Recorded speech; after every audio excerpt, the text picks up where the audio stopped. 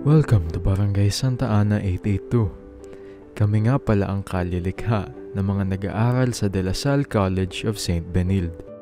Halina't sumama kayo sa aming makabuluhang pagpinta dito sa barangay para maramdaman ninyo yung ligaya na pagbibigay importansya sa ating kapaligiran. Layunin naming gumawa ng mural art na kung saan makakakonek ang bawat isa sa komunidad at matulungan ang bawat isa na mas mapahalagahan pa ang kapaligiran. Gamit ang sining na ito, maipapakita natin ang simpleng pag-aalaga ng mga halaman sa ating mga lugar o barangay. Sa pamamagitan ng paggawa ng isang mural art, mahihikayat namin ang mga Filipino na makiisa sa makabuluhan na ito kahit sa simpleng paraan para magpahiwatig ng isang mensahe. Kalikasan, pausbungin.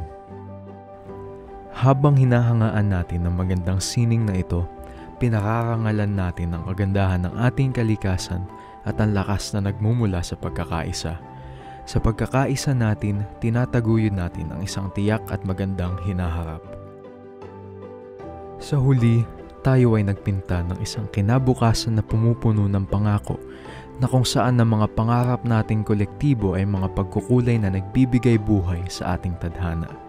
Sa pamamagitan ng mga kulay at larawan, nagiging mas alerto tayo sa mga bagay tulad ng kahalagahan ng iba't ibang uri ng alaman at pagmamahal sa kalikasan.